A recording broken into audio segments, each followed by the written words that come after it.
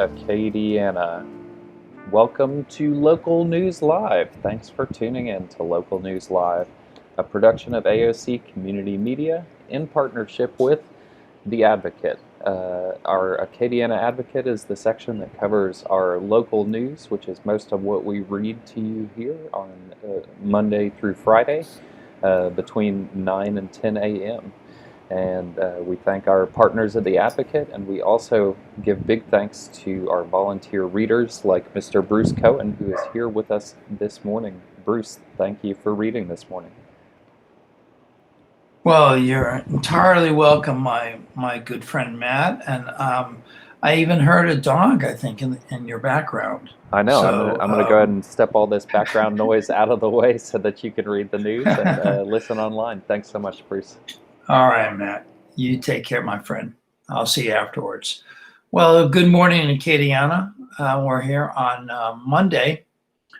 Today is Monday, July 14th, I believe. Or is it the 13th? Yeah, it's the 13th today. I'm sorry. Today is Monday, July 13th, 2020. We're here to bring you all the news. We'll start off with LCG to offer free mask distribution slated at City Parish Hall public libraries by staff report. Lafayette Consolidated Government is providing free cloth face masks to Lafayette Parish residents while supplies last, according to a statement from the office of Mayor President Josh Guillory. The statement cites the Center for Disease Control. Face coverings may help prevent people who have COVID-19 from unknowingly spreading the virus to others. The CDC recommends that people wear cloth face coverings in public settings and when around people who don't live in the same household, especially when social distancing measures are difficult to maintain. While Guillory has encouraged mask wearing, he previously said he wouldn't consider a parish-wide mask requirement because he says it would be difficult to enforce. I am committed to ensuring our residents have access to masks, Guillory said. As always, I strongly encourage using a mask when social distancing isn't possible. Governor John Bel Edwards on Saturday issued a statewide mask mandate. The order allows parishes to opt out of the face mask mandate if they have a low incidence of the coronavirus. Only 3 rural parishes will be able to opt out. That would be Grant, Red River, and West Feliciana. Beginning Monday, parish residents can pick up masks at City Parish Hall and 5 Lafayette Public Library locations. There is a limit of 1 mask per person or 5 per family. LCG is also requesting mask donations to extend its distribution efforts.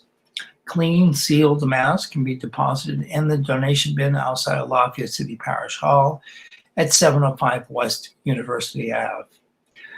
Where you can pick up the mask is at City Parish Hall, 705 West University Ave. You can pick up Monday through Friday at the security guard desk from 8 a.m. to 5 p.m.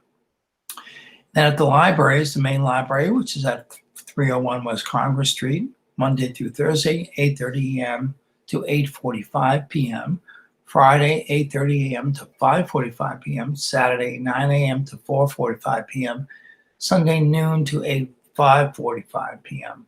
At the North Regional Library, which is at 5101 North University Ave in Karen Crow, Monday through Thursday, 9 a.m. to 7:45 p.m., Friday, 9 a.m. to 5:45 p.m., Saturday, 10 a.m. to 4:45 p.m., Saturday, noon to 5:45 p.m. The South Regional Library, with 6101 Johnson Street, headed towards Maurice and Abbeville. It's Monday through Thursday, 9 a.m. to 8:45 p.m., Friday, 9 a.m. to 6:45 p.m., Saturday, 9 a.m. to 4:45 p.m., and Sunday, noon to 5:45 p.m. East Regional Library, which is at 215 La Nouvelle Road in Youngsville, Monday through Thursday, 9 a.m. to 7:45 p.m., Friday, 9 a.m. to 5:45 p.m., Saturday, 10 a.m. to 4:45 p.m., Sunday, noon to 5:45 p.m., and the Rest Regional Library, which is 501 Old Spanish Trail in Scott, Monday through Thursday, 9 a.m. to 7:45 p.m., Friday 9 a.m. to 5:45 p.m., Saturday 10 a.m. to 4:45 p.m., and Sunday noon to 5:45 p.m. Bar owners fear a worst case scenario. As virus cases climb, Watering Hole's ordered to shut the doors again by Megan Wyatt. Lafayette bar owners have mixed responses to Governor John Bel Edwards' decision to shut down bars beginning Monday, but there is one thing they can agree on. It's going to be hard for the businesses to survive the months ahead. With the mandated shutdown looming, some Lafayette bars advertise events and drink specials over the weekend in a final attempt to bring in customers and cash.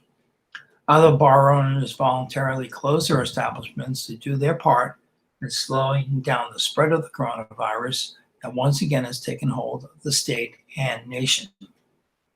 The tap room, which remained open, didn't see an increase in business on Saturday night after the governor's announcement. We expected people coming in for one last hurrah, but it was kind of slow, said Anthony Gribble, assistant manager of the tap room. I'm not sure if that was due to the way he kind of worded the announcement that everything was being shut down again. I don't know if people understood we were still open through the weekend. The River Ranch bar closed in mid-March, but continued to offer food and drinks to go, as allowed by the governor's order for bars that serve food. Business was slow, Gribble said, and there would be hours without a single order. The tap room reopened with limited capacity in mid-May, as allowed during phase one of Louisiana's reopening plan for bars to serve food. Customers quickly returned. People definitely came out in droves, Gribble said. We did our best to maintain the capacity regulations and reduce the capacity limits. Sometimes it was a little bit difficult. Gribble said his team will once again resume to go only operations on Monday. He's hoping customers will be allowed to sit at outdoor tables on the premises to consume takeout orders, something that hasn't specifically been addressed by Edwards in his new proclamation. Likewise, Robert Gershio, partner of the Worst Beer Garden, said he's hoping the governor will reconsider the mandated closure of all bars, especially those with outdoor options. The Worst Beer Garden operates differently than most bars, with all operations happening in an open-air outdoor space. Tables can seat a maximum of 8 people and are spaced to allow for social distancing. The bar voluntarily discontinued live entertainment after reopening at the end of May to ensure people didn't take unnecessary risk. We should be working very hard to keep these businesses open, Gershio said. They serve a vital role for people to be able to socialize with each other.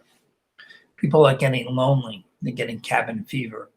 We need to help these businesses adapt, not just shut them down and use a blanket approach. Help them adapt. Be surgical. Use a scalpel instead of a bludgeon. Public health experts have consistently said outdoor environments are safer than indoor ones. It's why Louisiana restaurants were able to allow outdoor dining before reopening their indoor dining rooms, and why gatherings have fewer restrictions outdoors than indoors. Asking bars to close again so soon after reopening, Gershio said, is like someone paying off student debt, then having to take out another student loan immediately without receiving additional education in exchange. Times are tough, he said. We got to do it to keep businesses alive. We're asking them to go deeper and deeper into debt. Some bar owners are concerned their employees will accept other jobs in a different industry or will struggle to pay their bills as expanded emergency unemployment benefits come to an end. The uncertainty has been most frustrating for many. If a bar is destroyed by a hurricane, the business owner can rebuild it and reopen in 6 months, said Mark Falco, who owns Blue Moon Saloon. It's difficult but doable. Repeat shutdowns aren't. This is kind of a worst case scenario, Falco said. I was in favor of keeping everything closed until further into June so we could nip this in the bud and reopen responsibly. Falco closed Blue Moon Saloon, an outdoor bar known for live music, in mid-March and did not reopen under Phase 2 guidelines on June 5th that would have allowed the bar to operate with reduced capacity. An uptick in new coronavirus cases in the Acadiana area is what led him to keep the business closed. We could have reopened, but we made the conscious decision not to open because we didn't want to contribute to the spread of cases, Valgo said. We held off with the hopes that we'd be able to reopen in a responsible way and continue to build instead of opening and shutting back down. Barry Kemp, owner of Atmosphere Bistro, who also voluntarily closed as cases increased. The bar closed in mid-March and reopened to May 15th during phase one, which allowed reduced capacity for bars to serve food. Even though Atmosphere has a large outdoor seating area, Kemp opted to lose the bar again June 26, when the number of confirmed coronavirus cases began increasing sharply in Acadiana. I think, sadly, if we would have just done what we were supposed to do and been more stringent, the virus wouldn't have gone away, but we could have contained it and been a lot further along than we are today, Kemp said. I think we're doing the right thing now, closing the bars. It's not a popular thing to say, but if we could just do the right thing and get over this hump, we'd be over it. Kemp is working through the details of curbside to-go service, which is allowed under the governor's new guidelines. She's hoping to start serving drive-through daiquiris. Valgo and Gershio said to-go operations aren't a viable option for their businesses. Curbside service doesn't work, Gershio said. That's for restaurants, which can maybe break even or maybe make enough to pay the bills. It just doesn't work for anybody in the bar industry.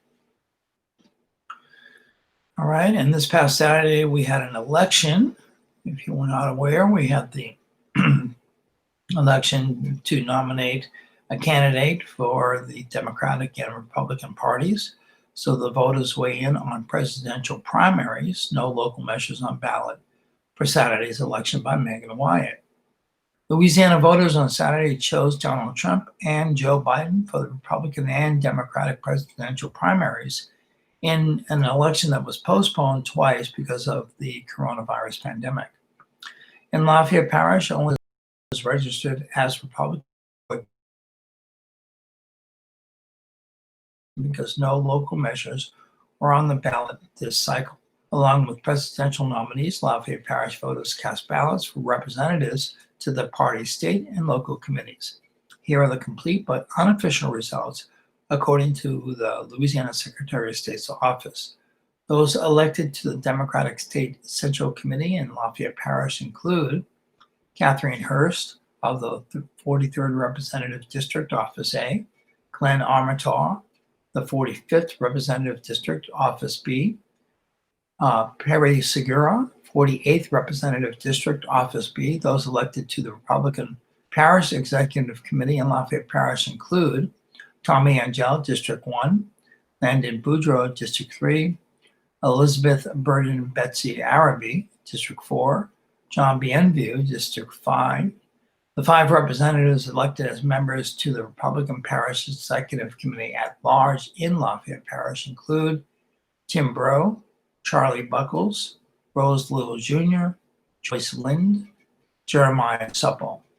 The 5 representatives elected as members to the Democratic Parish Executive Committee at large in Lafayette Parish include Ann Hardwin, Mary Pritchett, James Thomas, Michael LeBlanc, Peggy Sabator. Voter turnout in Lafayette Parish was about 16.7% for Democrats and 18.6% for Republicans in the presidential nominee races, according to the Secretary of State's office. Presidential primaries have become largely irrelevant by the time Louisiana voters cast their ballot Saturday, as Trump and Biden have become the top choices for the Republican and Democratic nominees weeks earlier. Saturday's election, originally set for April 4th, was pushed back by Governor John Bell Edwards to June 20th and then again to July 11th to give the Secretary of State's office more time to prepare for the election amid the pandemic. Voting poll commissioners wore gowns, gloves, masks, and face shields at most polling places and offered extra sanitizing measures to safeguard voters from COVID-19, the disease caused by the novel coronavirus.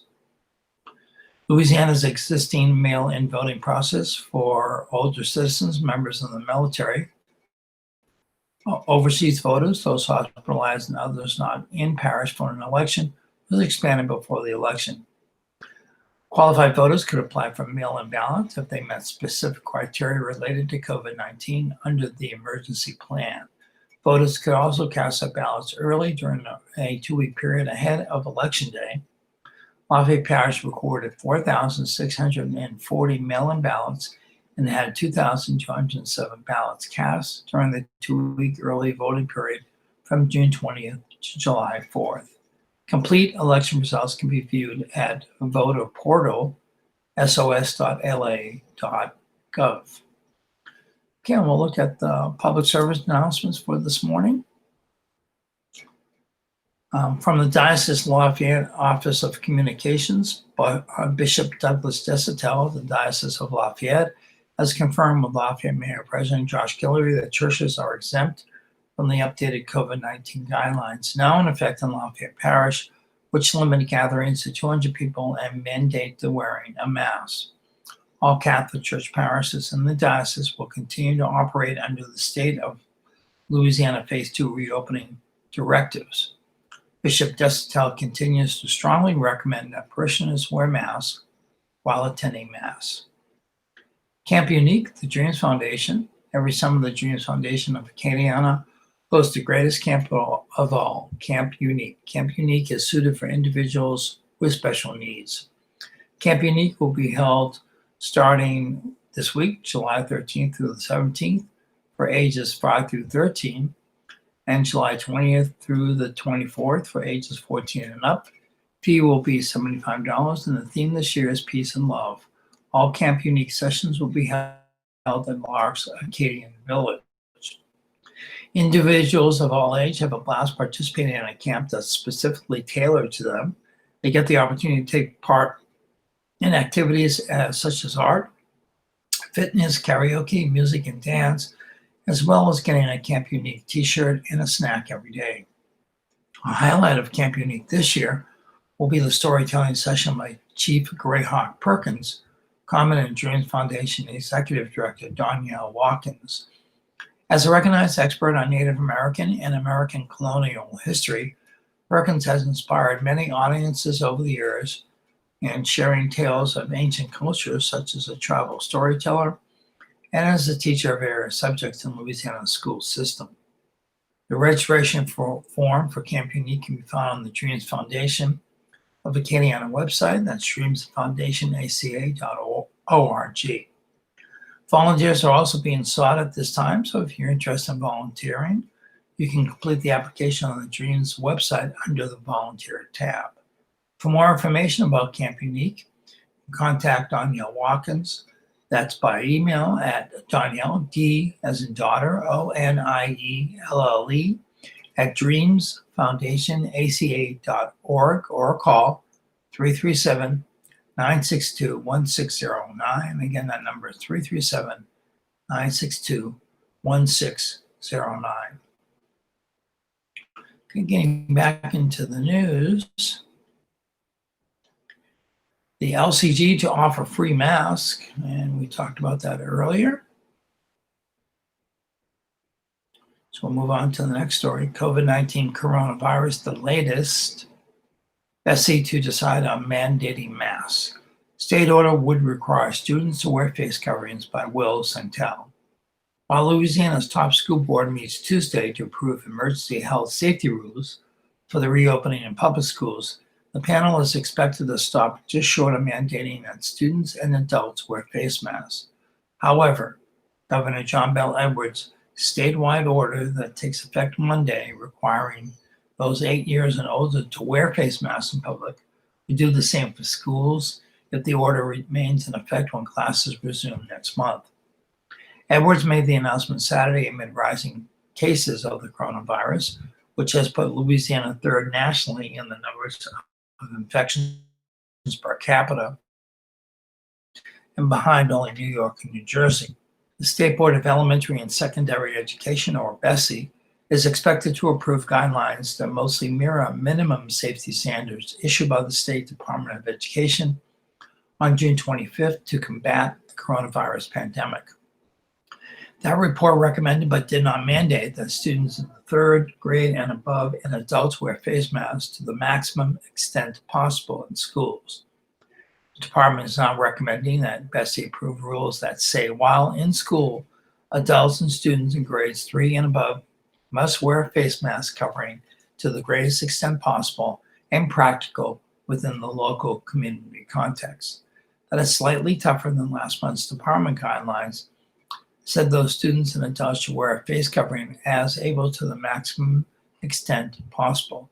State Superintendent of Education Kate Brumley said that if adopted by Bessie, the rule would basically require face masks in school while giving local educators some flexibility for implementation.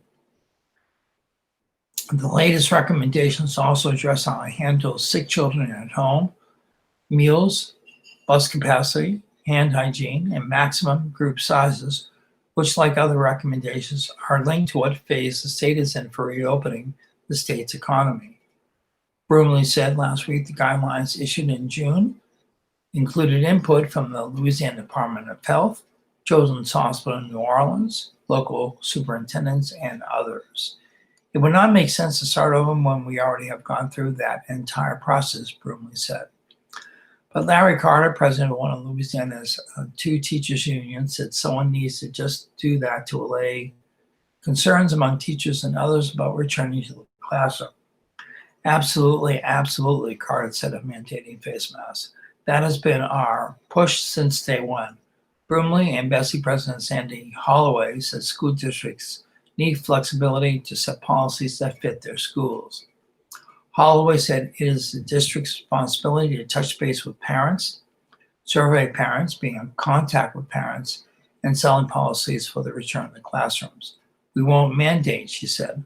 Holloway and other Bessie leaders also said they do not have the authority to shut down fall sports, which was requested by Senate Education Committee Chairman Cleo Fields, Democrat from Baton Rouge. The state board is scheduled to meet Tuesday at 1:30 p.m. The gathering stems from a bill approved moments before the special session ended on June 30th, House Bill 59, that ordered Bessie to act by July 15th to enact rules aimed at protecting students, teachers, and other staff from contracting the coronavirus. The rules requirement was added to the bill by Fields.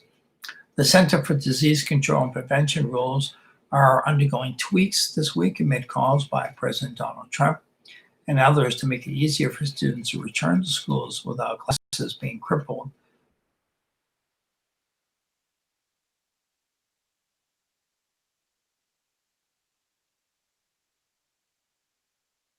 Guidelines that say to the maximum extent possible, just short of a mandate. A lot of the districts are surveying parents and asking parents, what would you like to see, said Falk, former superintendent of the central school system. Some of them are putting their plans out there and getting feedback, he said. So I think everybody has some type of blended scenario in there. One approach gaining favor among school districts is requiring young students, like those from kindergarten through sixth grade, to return to classrooms, while older ones start the school year using distance learning. Carter said that with Louisiana Federation of Teacher members know in-person classes are the preferred route, a survey that got at least 13,500 responses revealed major worries about returning to classrooms and whether educators can rely on adequate antivirus steps. He said everyone is waiting on someone else to make face masks in public schools a requirement, not a recommendation. We really hope that rules Bessie put together are comprehensive enough to reassure people, Carter said. Tia Mills, president of the Louisiana Association of Educators, made the same point in testimony to Fields' committee last month. Mills said while schools need to reopen, decisions about how and when must be grounded in health experts' recommendation with input from educators and access to protective equipment for students and educators. The fact the pandemic is playing out differently in 64 parishes means school rules may vary from district to district. You could have one school where your child is attending and everyone is wearing a hazmat suit, and the other school your child goes to, there are no masks, said Carolyn Romer, executive director of the Louisiana Association of Public Charter Schools. Romer said that the department's health guidelines, which the BESI rules are expected to mirror, strike the right balance on issues that often turn political. And there are a lot of different philosophies around safety measures, and I think it makes sense for us again to have some basic minimum standards that will give teachers and parents and students some comfort in knowing that everybody is doing the same thing related to the reopening of schools, she said. Carrie Monica, executive director of the advocacy group Stand for Children, says the department benchmarks recognize that those closest to the children know best what policies make sense, a reference to school district officials. I think they came out of the gate with a really strong guide, Monica said, of department leaders. And we'll go to a couple more PSAs and then to our day in history and zodiac or horoscope and the funerals in the Kittyana area today. The 12th annual Race Against the Clock blood drive. Because of you, life doesn't stop. Please donate blood. Each year, donors in the Kittyana look forward to the annual Race Against the Clock blood drive, and this year's drive has a new level of importance. These unprecedented times of the COVID-19 pandemic have brought to light the importance of ongoing blood donations as more elective surgeries resume and people become more active again. The need for blood in hospitals have increased by over 25% in the past few weeks. Regular blood donations ensure there is never a shortage of blood. Vitalant is now providing COVID-19 antibody testing for successful donations. Now you can double up by saving lives and learning your antibody status. Learn more about antibody testing at vitalant.org/antibody test. This is not a diagnostic test. If you are sick, please do not donate. If you are positive for the COVID-19 antibody, or if you have recovered from COVID-19, we ask that you sign up to become a convalescent plasma donor. You can sign up at vitalant.org/COVID-free. The antibodies in your plasma can help a critically ill coronavirus patient fight and overcome the disease. You can donate at our annual Race Against the Clock blood drive on Thursday. That's already passed. So yeah, we've already passed those dates, so we'll have to update this public service announcement. All donors will receive an event t-shirt, a pint of Bluebell ice cream. Well, that's part of the donation. So we'll move on. AOC teams up with United Way of Acadiana for Learn United. United Way of Acadiana has teamed up with AOC and other local educational groups for Learn United, bridging the digital gap to provide educational resources for households that don't have internet but do have a television. The Learn United program airs weekdays from 8 to 2 on AOC 2 and Cox 16 and LUS 4, and stream it at aocinc.org/watch. The daily schedules and to submit content for these programs, visit the United Way of Acadiana website, unitedwayofacadiana.org/learn-united. Okay, folks, it's almost the half-hour mark, so we'll get into our day in history. Today is Monday, July 13th. It's the 195th day of 2020. There are 171 potential shopping days left in the year. Today's highlight in history: on July 13th, 2013, a jury in Sanford, Florida, cleared neighborhood watch volunteer George Zimmerman of all charges in the shooting of Trayvon Martin, the unarmed Black teenager whose killing unleashed furious debate over racial profiling, self-defense, and equal justice. Also on this date, in 1863, deadly rioting against the Civil War military draft erupted in New York City. The insurrection was put down 3 days later. In 1965, President Lyndon B. Johnson nominated Thurgood Marshall to be U.S. Solicitor General. Marshall became the first Black jurist appointed to the post. 2 years later, Johnson nominated Marshall to the U.S. Supreme Court. In 1973, former presidential aide Alexander P. Butterfield revealed to Senate Watergate Committee staff members the existence of President Richard Nixon's secret White House taping system. Butterfield's public revelation came 3 days later. In 1974, the Senate Watergate Committee proposed sweeping reforms in an effort to prevent another Watergate scandal. In 1985, Live Aid, which I and my wife saw as it happened, an international rock concert in London, Philadelphia, Moscow, and Sydney, took place to raise money for Africa's starving people. And that's the concert that everybody talks about, where Queen had that unbelievable 20-minute performance. In 1999, Angel Martorino Resendez, suspected of being the railroad killer, surrendered in El Paso, Texas. Resendez was executed in 2006. In 2005, a suicide car bomb exploded next to U.S. troops handing out candy and toys in Iraq, killing more than 2,000 people, including 18 children and teenagers and an American soldier. In 2018, a grand jury indictment sought by special counsel Robert Mueller alleged that the Russian government was behind a sweeping conspiracy to interfere in the 2016 U.S. presidential election.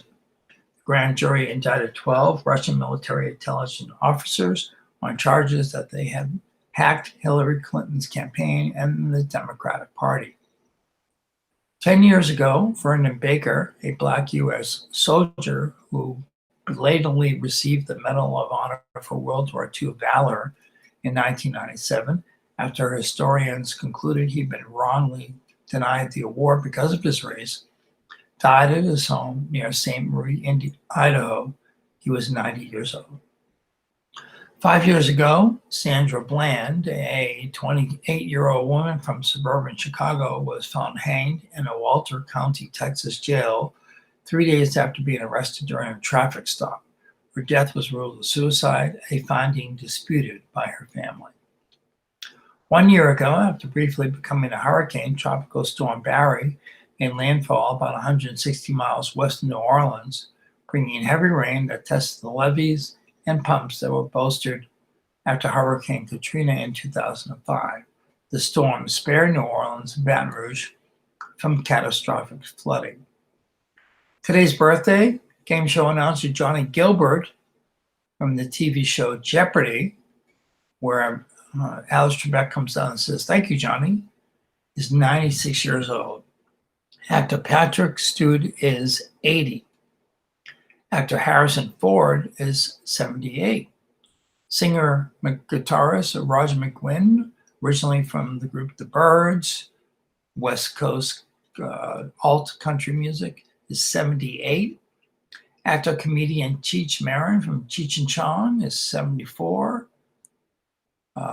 Actor Gil Birmingham is 67. And singer Louise Mandrell, country singer, 66. Actor-director Cameron Crowe is 63. Comedian Tom Kenny is 58. Bluegrass singer Rhonda Vincent is 58 today. Roots singer-songwriter Paul Thorne is 56. And singer Deborah Cox is 47. Looking at the zodiac or the horoscope today. If you're a Cancer, your personal life is likely to be disrupted by job-related matters. Don't ignore and neglect someone who supports you. Take responsibility for your actions and hold others accountable for theirs. Leo, certain rules will be upsetting for older relatives. Do something to make someone's day a little bit better. Your kindness will lead to unexpected rewards. Virgo, my birth sign, don't feel the need to deal with other people's problems. Redirect your energy into something that matters to you. Concentrate on personal growth instead of trying to change others. Libras, uncertainty will make it difficult for you to concentrate on what you need to achieve. Consider your motives as well as the nature of who or what you are fretting over. Scorpio, expect others to take advantage of you if you are gullible. Avoid gossip and meddling. And don't trust someone who gives you accurate facts or figures. Don't rely on others. Take care of responsibilities personally. Sagittarius, my wife's birth sign. Socialize at a distance. More digital gatherings will help you maintain your sanity and avoid jeopardizing your health. Do what's best for everyone. Capricorn, my oldest son's birth sign. Don't avoid the inevitable. If you are upfront about your feelings and wants, it will be easier to cut to the chase and resolve stressful issues. Aquarius, set up a routine that aims to improve your health, financial situation, and relationships with loved ones. A makeover will lift your spirits and romance looks promising. Pisces, you'll find it easy to move forward with intelligent suggestions and persuasive tactics. Refuse to let personal matters interfere with your success. Do whatever is necessary and don't look back. Aries, emotional matters will rise to the surface. Refuse to let someone rile you with insensitive comments. Avoid getting into an argument and let your actions speak for you. And Taurus, someone will reveal a secret you share with him or her. Be smart, do your own thing, and focus on getting ahead. Surprise others with your skills, professionalism, and insight. And finally, Gemini, my younger son's birth sign. You may feel like going against the rules, but think twice before you get involved in something that can leave you in a vulnerable spot legally, physically, or financially. And as always, the horoscope is an entertainment feature not based on scientific fact. The funerals today in the Acadiana area. Walter Gilbo, St. Francis Regis Catholic Church at 2 p.m. Marie Menal, Evangeline Memorial Gardens Chapel in Carrico at 5 p.m. And Sidney Stout, Fountain Memorial Funeral Home in Lafayette at 1 p.m. Okay, and then we get back into the news, continuing the legacy. Carly McCord's family fulfills her wish to help her son, a sports journalist, Matt Moscona, by Macon Wyatt, staff writer. Hours before Louisiana sports reporter Carly McCord died in a December 28th plane crash, she posted a hopeful message to Instagram that would guide her loved ones through the months ahead. Only rainbows after rain. The sun will always come out again. The words, which came from a popular Andy Grammer song, Keep Your Head Up, have inspired a children's clothing line called Carly's Little Rainbows.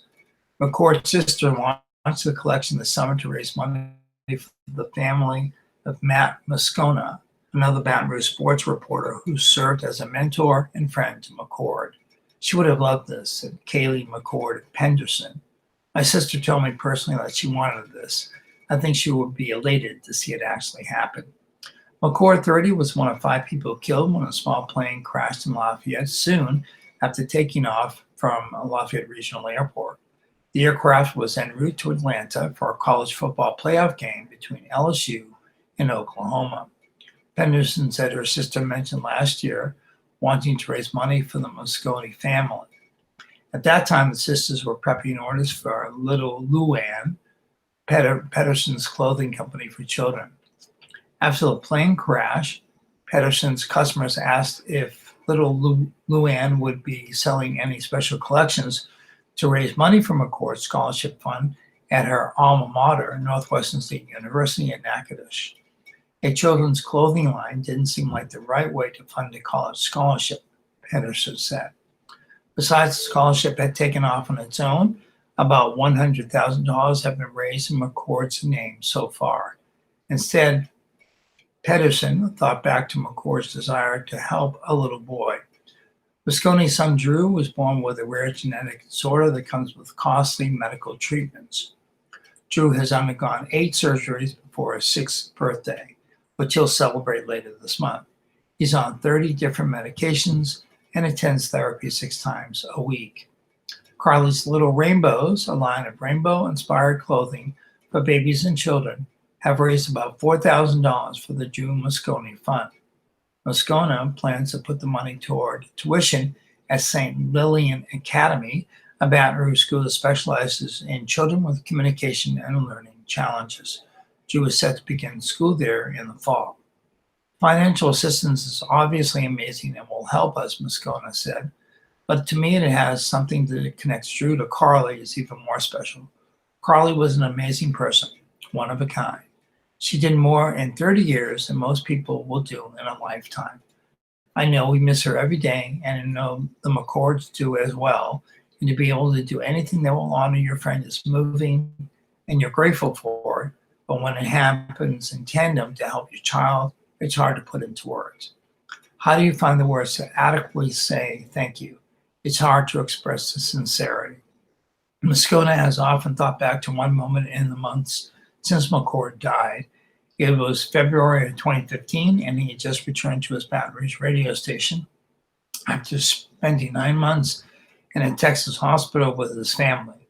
Moscona wheeled Drew into the office in a stroller, tubes and wires in place to meet the team. McCord didn't miss a beat. She just popped out of her chair and scooped him up, Moscona said. And I was like, hold up, don't pull the oxygen tube out. But it was so her. She was so fearless and loving, and her essence was just exuded onto him in that moment, even though he looked like the bionic kid. Many people would have been really intimidated by that. Moscona said that memory will forever be emblazoned in his brain. McCord, like so many, have followed Drew's journey through listening to Moscona's afternoon radio show after further review, which he managed to continue hosting from a Houston studio during his time at Texas Children's Hospital. After Moscona returned home, he remembers friends, family, fans, and strangers telling him time and time again that Drew belonged not only to he and his wife, Erica, but also to Baton Rouge. I didn't understand it at the time, but I do now, Moscona said. The whole city embraced our child, provided emotional support, financial support, spiritual support. Any way you could imagine someone lifting up a family, they did it. And that moment with Carly was kind of that idea personified. Benison has planned to create a new children's location each year to benefit another child in need. The Moscona family will pick next year's recipient. That family will then pay it forward to another family 1 year later. Peterson is also establishing a nonprofit called Carly's Little Angels to continue more of her sister's work going forward. Peterson says she knows the world didn't revolve around her sister, but it sure feels like it does sometimes. Last year ended with the worst news of her life, and this year started with McCord's funeral service. A pandemic and protests would follow soon after. It felt like the world stopped, Pedersen said. All sports stopped. She would have been devastated about that. She wouldn't have been able to work all summer long. And with all of the other things going on between the pandemic and the Black Lives Movement, she definitely would have been upset. It all would have just broken her heart. Through it all, her family continues to find comfort and guidance from McCord's final Instagram post. Grammar's song continues on, and it's a circle circling around again, comes around again. Campaign-style attacks draw questions at Louisiana High Court. No clear recusal policy in place for court justices by Andrew Gallo and John Zimmerman. Recent campaigns for seats on the Louisiana Supreme Court have left little to the imagination when it comes to the special interests involved. The candidates have been backed with big money donations from lawyers who file suit against oil and gas companies or from allies of energy and industrial giants under fire from coastal land loss and other claims. For their parts, the candidates themselves tend to shrug off criticism that they're either for the trial lawyers or in the pocket of oil and gas. On the campaign trail, even as the spending war engulfs them, they've espoused their independence and impartiality. Once the rope goes on, the candidates say all campaign bets are off and they simply follow the law. But the idea that the court's august chambers are unsullied by politics is being challenged. In several recent cases, two justices backed by opposing sides of the industry versus trial lawyer debates have been thrust into the spotlight amid attempts to have them recused from making rulings.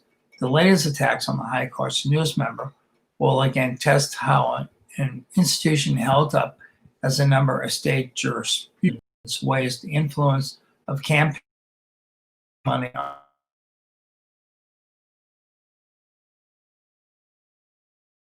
immune to it. Will Cain, who was elected one of the 7 seats on the Supreme Court late last year after a bitter race, has been the subject of free recusal motions from the Talbot, Carmouche, and Marcello law firm since the start of the year. The firm often represents landowners or governments in coastal and property damage lawsuits against oil and gas companies.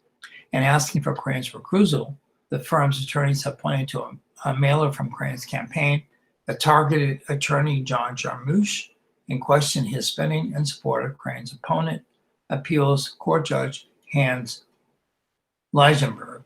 Carmouche's firm was argued that the mailer, which warned voters don't be deceived by Carmouche, show that Crane harbors actual bias against him.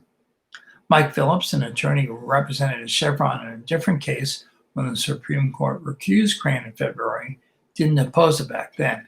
This time he has. The issue is really whether any party is going to come in on a case like this and use a campaign advertisement to conclude that a justice is biased, Phillips said. Louisiana is following a national trend of special interest money flooding into state high court elections, said Alicia Bannon of the Brennan Center for Justice and New York University School of Law. She said the dynamics are often the same business interests vying against trial lawyers, and the rules around when recusals should occur are weak or non-existent. Louisiana goes beyond most states in even allowing its high court to decide whether to recuse a fellow justice, according to a report last year by the center. In about 35 states, justices targeting recusal motions decide the issue for themselves. If they refuse to step off the case, the only recourse is to the U.S. Supreme Court. Pedestrians seriously injured in hit and run. A pedestrian was seriously injured after being struck by a vehicle during a hit and run in Vermilion Parish. State police troopers were notified of the crash about 4:30 a.m. on Friday. Excuse me. The pedestrian was struck while in the center of LA 82 near Lucy Street, just north of Perry Bridge. The vehicle fled the scene, a statement from State Police Troop First Spokesman Trooper Thomas Gosen said. The pedestrian suffered serious injuries and was taken to a local hospital. Impairment is unknown and standard toxicology samples are pending, the statement said. Anyone with information in the hit and run is urged to call Troop 1 at 337-262-5880. That's 337-262-5880. A painful distance. Nursing home residents isolated for months by Caitlin Umholtz. Each year, Gay Johansson looks forward to 3 holidays more than all the others. Christmas for the gifts, Thanksgiving for the perfectly prepared feast, and Mother's Day, when her entire family in Baton Rouge comes together to celebrate her, the matriarch. But this year's Mother's Day plans never materialize. Johansson, 85, said 2 of her 3 children visited her at Old Jefferson Community Care in Baton Rouge. They had to stay outside, 6 feet apart, no hugging or kissing, and the 7 grandchildren were not present. Instead of a weekend full of meals and gifts, the get-together lasted 15 minutes. I miss being able to touch them and kiss them and get a good hug from them, Johansson said. As the first resident of her nursing home to be sickened and hospitalized with the coronavirus, Johansson knows firsthand the frightening experience and the reasons for so many precautions. Coronavirus has created very real fears among her friends and neighbors, given the startlingly high rate of death for people 65 years and older. But the isolation meant to protect older residents of assisted living facilities, where the virus has killed 1,371 people as of July 6, is also taking a toll. Experts say that social interactions, particularly with families, are critical to the health of older people. The opposite, however, can result in 50% increased risk in developing dementia, 32% increased risk of having a stroke, and other increases in health risks that can be deadly in other populations, according to data from the National Academies of Sciences, Engineering, and Medicine. But Bei Wu, co-director of the New York University Aging Incubator, a program that studies aging and its impact on the healthcare system, penned on paper on both the mental and physical health effects that can appear in its high-risk group when isolated. The paper, published on the online peer-reviewed journal Portfolio Biomed Central in June and based on pre-pandemic data, said the health issues like diabetes, depression, and heart disease worsened by social isolation can also weaken a senior adult's immune system, making them more susceptible to other illnesses. Okay. Moving on. New ICE rules may pose some challenges in Louisiana. International student visas bar online-only learning by Ken Stickney.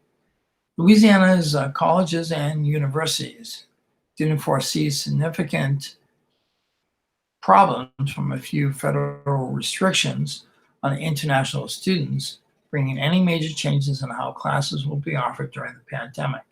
But if COVID-19 cases create more widespread problems, things may change. U.S. Immigration and Customs Enforcement, or ICE, this week announced changes in its student and exchange of visitor non-immigrant F1 and M1 student visas. The former are visas for students studying in academic programs, the latter are visas for students in technical programs. The changes imposed by ICE say that those students cannot remain in the country if they are taking online-only classes. Although many Louisiana colleges are handling classes online this summer, most are planning to either start with face-to-face instruction only or hybrid courses, those that offer limited in-class time with the remainder handled online. Both face-to-face instruction and hybrid courses meet the visa requirements. The system includes McNeese State, University of Louisiana at Lafayette, Nicholls State, University of New Orleans, Southeastern Louisiana, Northwestern State University, Louisiana Tech, Grambling State University, and the University of Louisiana Monroe. Our international students add immeasurable value not only to our university campuses, but to the communities in which they reside, says Jim Henderson, UL System President and CEO, in a statement early this week. We will work closely with those students impacted by changes to the Student Exchange and Visitor Program to ensure the pursuit of a world-class education as our universities continues without interruption. UL Lafayette enrolls 614 international students among some 19,000 students at its campus, Eric Marone, campus spokesman, said. Many of them are enrolled in engineering and computer science. Louisiana income tax deadline on Wednesday. If you haven't filed your 2019 state income tax return, you have until Wednesday to do so. The Louisiana Department of Revenue reminds residents that the deadline to submit return and payments is July 15th. The department extended the original April and May due dates for individual, corporation, fiduciary, and partnership income taxes because of the coronavirus pandemic. No penalties or interest will be applied to returns or payments submitted by the deadline. Taxpayers who need more time to file can request an extension at revenue.louisiana.gov/extensions. An extension does not grant more time to pay any taxes due. Payments submitted after the deadline are subject to penalties and interest. The state deadline coincides with the federal income tax deadline, which was also extended as a result of the pandemic. And finally, in sports, the Louisiana High School Athletics Association, not alone in putting decisions on hold, by Robin Van Brow. The coronavirus pandemic has brought more questions about high school athletics than answers for Louisiana and other states. Some dismissed last Wednesday's statement that reaffirmed the LHSAA's commitment to a safe start for fall athletics as lip service. Executive Director Eddie Bonine did not get a noteworthy thumbs up. Did get a noteworthy thumbs up. Every state is different and has different issues, Bonine said. I spoke with the Florida director, George Tomney, about that the other day. One size does not fit all for a solution even in the same state. He saw our statement. He told me he wished he could get his board on board with something like that. And that says we're going to do what we can. Next up for 09 is an appearance before Louisiana's House Education Committee at 10 a.m. today. Kate Brumley, Louisiana's new superintendent of education, is also among education leaders set to appear. At no time have we talked about canceling sessions or seasons. We have discussed moving the start and finish dates for seasons, Bonine said. We know what sports like cross country and volleyball can do in phase 3 reopening that football can't. Football will always be a separate entity because it is a full contact sport, a collision sport. There is a chance volleyball could get 10 games in before football can play its first one. We don't know what that will look like. As the LHSAA continues towards August 10th, the official date for practice for fall sports, including football, other states are doing the same things. Like the LHSAA, none of the southern states have announced fall plans. Their workouts also are optional, and schools and school districts have the authority to change workout plans. And the idea of flipping sports seasons to push football to the spring has been kicked around in Arkansas, just as it has in Louisiana. Taylor believes it reduces risk for one sport, but could put others in jeopardy. Baseball, softball, track, and soccer have already missed one season for us. I am scared to death to move these sports to the fall, Taylor said. If this gets bad again, like some people are projecting, they would or could miss 2 seasons. One thing I think all 50 states have in common right now, we have no idea whether it will be any better in January. That unknown bothers me. We are dealing with kids. These are their childhood memories, and we want to make sure we do everything to ensure they have them. All right, and that ends our news broadcast for this morning. The AOC brings to you every Monday through Friday morning from 9 a.m. to 10 a.m.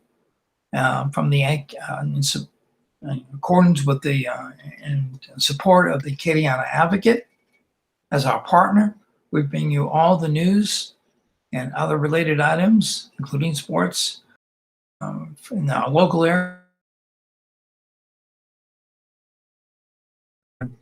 And if you wish to become part of our volunteer newspaper reading program, just go to aocinc.org. Go to our homepage and you will find under volunteer tab or under volunteer forms, you can fill out a form to become, like myself, a newspaper reading volunteer. And hopefully we'll get back into the studios at some point. But for right now, we're doing everything virtually or at home at our home recording studios, like myself. And so we can keep this great service that we offer to the community, specifically to our visually impaired audience and to our community members that don't have access to the news either through the newspaper or through the news cycle. So we appreciate you listening. As I always say, this is Bruce Cohen, will always be Bruce Cohen. And please be safe and please be healthy. Please be smart, folks. Be really, really smart. Now that Governor Bill Edwards has mandated masks, please follow along with his orders. This will curtail the passing of the virus and will hopefully get us to the point where we can get to phase 3. But, let's do everything we can. I just plead you to be smart when you go out there in the public. If you want to stay at home, that's perfectly fine. That's probably even better if you can do that. But some of us need to go out and at least get some fresh air or go to the store. So please wear your mask. Just be conscious of yourself and the others around you. And as always, be kind to each other and have a good day. We'll see you tomorrow.